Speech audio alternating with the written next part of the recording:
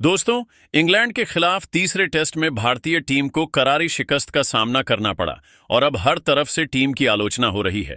खासकर टीम चयन को लेकर सवाल उठने लगे हैं और ये सवाल उठना भी स्वाभाविक है, क्योंकि एक तरफ तो ऐसे खिलाड़ी बेंच पर बैठे हैं जिन्होंने टेस्ट क्रिकेट में खुद को बार बार साबित किया है, वहीं दूसरी तरफ लगातार उन खिलाड़ियों को मौका दिया जा रहा है जिनका बल्ला और गेंद दोनों ही पूरी तरह खामोश हैं।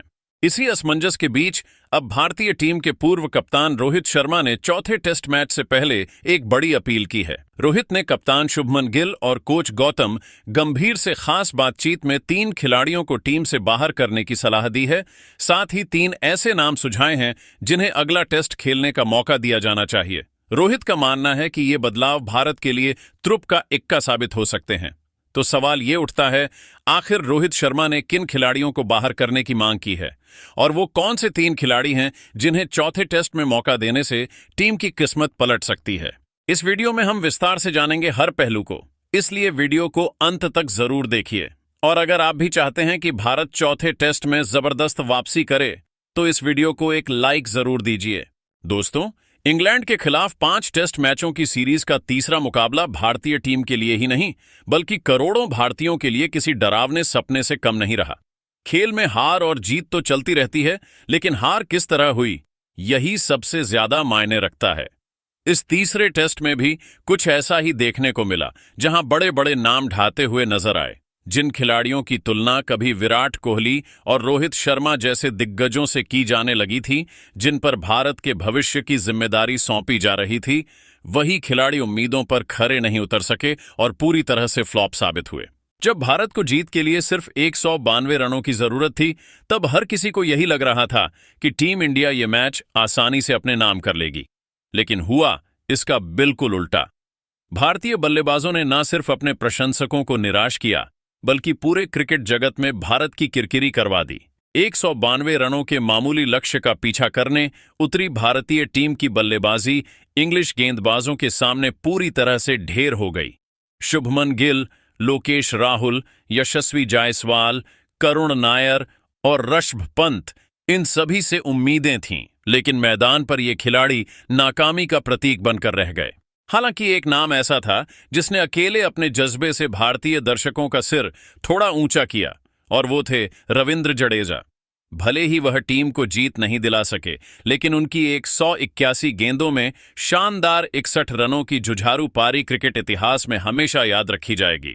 वहीं जसप्रीत बुमराह, मोहम्मद सिराज और नीतीश रेड्डी ने जिस तरह से डिफेंस करते हुए समय बिताया, वह किसी चमत्कार से कम नहीं था। एक समय के लिए तो ऐसा लगा कि ये खिलाड़ी इंग्लिश गेंदबाजों के लिए सबसे बड़ी चुनौती बन जाएंगे। लेकिन अफसोस, टीम के शीर्ष क्रम की नाकामी और अनुभवहीन बल्लेबाजी ने भारत के हाथों से यह मैच छीन लिया। अब इस शर्मनाक हार के बाद कोच गौतम गंभीर और कप्तान शुभमन गिल सवालों के घेरे में हैं। क्रिकेट विशेषज्ञों से लेकर पूर्व खिलाड़ियों तक हर कोई इन दोनों की रणनीतियों और टीम चयन पर सवाल उठा रहा है। इसी बीच एक बड़ी खबर यह भी सामने आ रही है कि रोहित शर्मा ने कोच गौतम गंभीर से बातचीत में 3 खिलाड़ियों को बाहर का रास्ता दिखाने की सलाह दी है। रोहित का मानना है कि इनकी जगह ऐसे खिलाड़ियों को मौका दिया जाना चाहिए जो मैदान पर अपना जज्बा और जिम्मेदारी दिखा सकें और भारत को चौथे टेस्ट मुकाबले में जीत दिला सकें। तो आखिरकार वो 3 खिलाड़ी कौन हैं जिन्हें बाहर किया जाएगा, और वो 3 नए चेहरे कौन होंगे जो भारत को जीत की राह पर वापस ला सकते हैं? यही है इस समय की सबसे बड़ी बहस और आने वाले चौथे टेस्ट की सबसे बड़ी उम्मीद। चलिए अब बात करते हैं उन अहम बदलावों की जो कप्तान शुभमन गिल और वरिष्ठ खिलाड़ी रोहित शर्मा की सलाह पर चौथे टेस्ट मुकाबले से पहले भारतीय टीम में किए गए हैं। तीसरे टेस्ट की हार के बाद टीम मैनेजमेंट ने यह स्पष्ट कर दिया है कि अब प्रदर्शन के आधार पर ही प्लेइंग 11 तय की जाएगी, और इसी सोच के तहत टीम में 3 बड़े बदलाव किए गए हैं, जिनका मकसद टीम को बेहतर संतुलन देना और प्रदर्शन में सुधार लाना है। सबसे पहला बदलाव बल्लेबाजी क्रम में किया गया है। करुण नायर, जो तीसरे टेस्ट में मिडिल ऑर्डर में उतरे थे, अपेक्षित प्रदर्शन नहीं कर सके। उनकी तकनीक और आत्मविश्वास इंग्लैंड की चुनौतीपूर्ण परिस्थितियों में कमजोर नजर आए। ऐसे में कप्तान शुभमन गिल ने करुण नायर की जगह घरेलू क्रिकेट में लगातार अच्छा प्रदर्शन कर रहे अभिमन्यु ईश्वरन को टेस्ट डेब्यू का मौका देने का फैसला किया है। अभिमन्यु ने रणजी ट्रॉफी और अन्य घरेलू टूर्नामेंट्स में अपनी सधी हुई बल्लेबाजी और अनुशासित तकनीक से चयनकर्ताओं को प्रभावित किया है। अब देखना यह होगा कि क्या वे इस सुनहरे मौके का लाभ उठाकर भारतीय मिडिल ऑर्डर को मजबूती दे पाएंगे।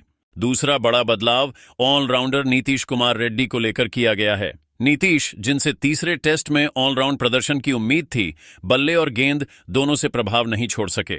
उनकी गेंदबाजी इंग्लैंड के बल्लेबाजों को परेशान करने में नाकाम रही और बल्लेबाजी में भी वे कुछ खास नहीं कर सके। इस कारण उन्हें बाहर कर अनुभवी ऑलराउंडर शार्दुल ठाकुर को टीम में शामिल किया गया है।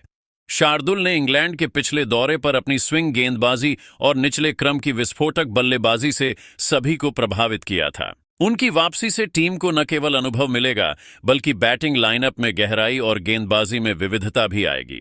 तीसरा अहम बदलाव स्पिन विभाग में किया गया है।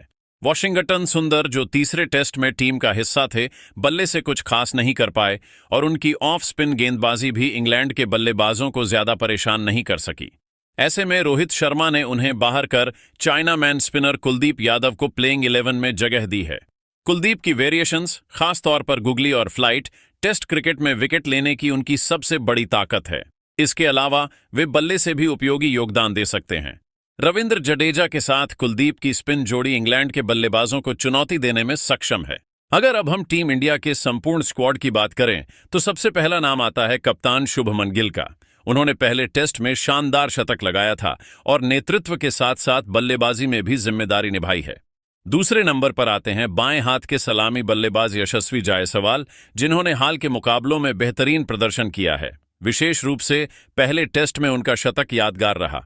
हालांकि फील्डिंग में उनसे कुछ गलतियां हुई हैं जिन पर सुधार की आवश्यकता है।